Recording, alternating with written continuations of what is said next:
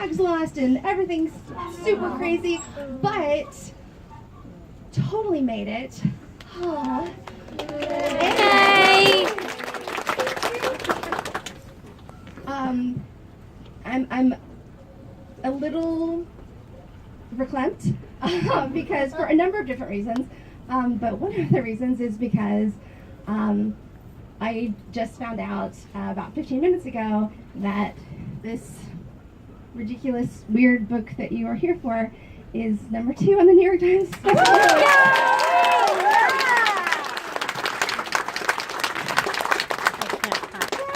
In the airport as I was running, and people were like, "Are you okay?" And I was like, "No, it's good tears. I read a coloring book." So yeah, it was kind of ridiculous, and I'm a little. So sorry. I wanted to say first of all, thank you for being here. I know a lot of you guys have the exact same issues that I have, which is complete and total panic and introversion and just wanting to hide from people, and now you're like, why am I surrounded by people? I want to be able to run away at any moment. What's happening now? Let me tell you that if you look to your left and you look to your right, one of those people completely understands and can pass you whatever medication you need. That is the most wonderful thing about these readings, and the only way that I can do these is the fact that I know even when I'm panicked, which I am right now, and I'm shaking and I'm waiting for my Xanax to kick in because I took it later than I should have, but I can look out and see the same sort of half-panicked eyes on everybody else's face and know that if I say, I'm going to hide under the table for a little bit, that everybody will be like, yeah, that's fine, whatever. And that's a wonderful thing. So thank you for coming out. Thank you for braving not only the elements, but also your crazy head. Also, thank you for the incredible support that you have given to this strange and weird book, which actually came from a place of complete desperation, and I will probably talk about that later. But I'm going to go ahead and do a very small reading, which is appropriate for a reading for a coloring book. And then we'll throw it out and do Q&A, and we can talk about it and about all sorts of other stuff. So, can everybody hear me? Okay, good. All right. Also, any children who are within earshot, I apologize in advance. Should have apologized when I first walked in and immediately said shit, I think. But I'm sure it'll be fine. It's fine. This is what bookstores are for. They're for learning. For learning. Vocabulary. The care and feeding of this book. Hello, this is your book. You may pick it up and immediately realize that it's yours, or you may glance through it and wonder what sort of mentally unstable person vandalized all of this perfectly good paper.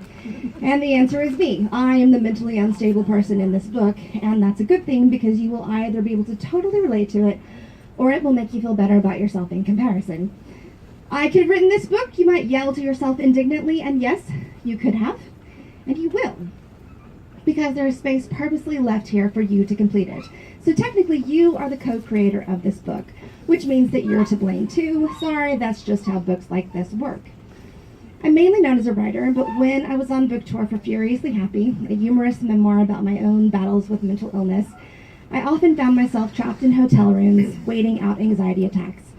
And to keep my own hands from hurting me, I started doodling. It's something that I've done since I was a kid, as a form of meditation, drawing and filling in the empty spaces with patterns and faces and words that I needed to get out of my head or pound into my head.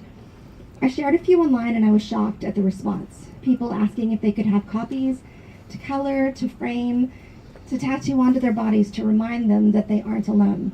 And somehow, the small magic that I used to keep myself whole and safe stretched out and enveloped others. People came through signing lines with books, but more and more often they came with prints of my drawings which had touched them or given them insight into the mind of a loved one who maybe didn't always fit in the world. And that's how this book was born. It's a combination of notes from the road, advice that I've learned and have been given, pictures for when the words aren't there, and words to explain the pictures that baffle some and speak to others. It is filled with empty spaces and places for you to write your own notes and thoughts and sketches. It is ready to be colored or traced or hung up. It is ready to be destroyed or improved. It is true art therapy, which is a lot like real therapy, but less expensive and messier. Plus, this is therapy you can do while hiding at in your pillow fort on your bed, whereas real therapists would consider having to meet you in bed a setback. Unless you have a weird therapist who is encouraging you to meet them in bed, in which case I suspect there's an issue and you should look into their credentials and possibly call the police. I had a hard time coming up with a name for this book. The original title was, and this is true, The Secret Guidebook. Not that this guidebook is secret, it's for sale in a store. That's the opposite of secret, but I want it to be a guide to your secrets, to help you explore them. I mean, not an actual guide to locating your physical secrets. There are no maps showing where you buried the bodies. I would never do that to you. This book is the antithesis of that. It's a place to discover your secrets, or store your secrets, or burn your secrets, or forget your secrets, or just use it as a coaster. It's your book, dude. Do whatever works best for you. I've got your back. But then I thought, Jesus, this is way too long of a title. I can't even fit my name on the cover. Let's start over. And so I did, and I came up with You Are Here. And it works for a number of reasons. First, because you are here. Right now, as I am reading this, you are here. I've got you. It's like I'm magic. Also, you're thinking of a number between 3 and 5, and that number is 4. Magic! And yes, it's hard for you to be thinking of a number that's not 4 when I'm telling you that the number is totally 4. But it's still a pretty crafty trick, and you should be glad that we didn't have any money writing on it, because you would totally owe me $1 right now. Secondly, You Are Here works because it is something that I've been teaching myself over the years that has helped me deal with a mind that's a bit broken. Sometimes it's because of depression, or anxiety, or stress, or just life being an asshole, but one of the most valuable things that I've learned is the importance of recognizing the moment, of saying to yourself, I am here right now. Here is a moment to take a breath and realize that I'm still alive and I'm surviving, and that even if things are dark, they will get better. It's a moment to remind myself of the things that I appreciate or take for granted. It's a moment to look up and realize that one day I will want to come back to this very spot. And the only way to do that is to live in that moment entirely so that it doesn't pass me by. I feel the pain and the joy and sometimes the utter lack of emotion in that moment, and I reassess and I learn. Each page of this book goes back to a moment when I grabbed onto a memory that triggered others, a moment when I felt alone, a moment when I realized that being alone is the least alone that you can be, because everyone feels like that. A moment when I wrote something silly or funny or profound on my arm or a napkin or my phone, and then immortalized it in this book. Some of it is dark, some of it is light, some of it is silly and profane and irreverent. All of it is life. All of it is happening right now, all around you, and you are here for it. And if this book works correctly, it will give you those moments each time you open it. It's a misfits atlas, a signpost, a place to escape, a guide for safe passage. It's a reminder that here there be dragons. It's an outlet for misdirected energy and creativity and meditation. It's a way to explore yourself, or lose yourself, or find yourself. A do-it-yourself starter kit. It's a journey that starts with you. You are here.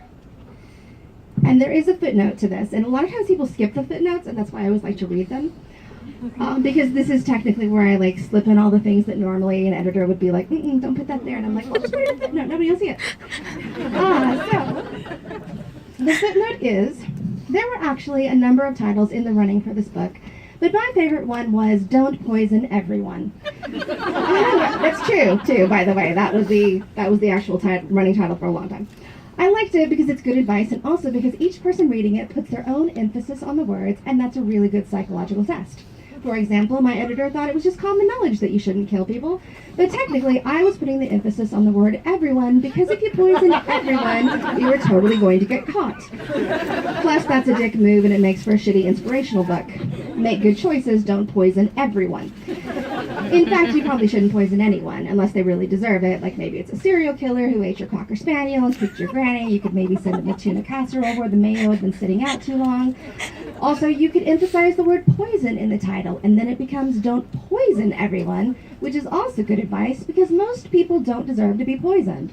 Some people just need to be junk punched. Some need to be stabbed with a fork. Some just need a stern look and a sigh that says, I'm disappointed because I expected better from you. There are different levels of action for different types of assholes, and these are exactly the important things that most self-help books leave out. but not this one. You chose correctly, my friend. Good job.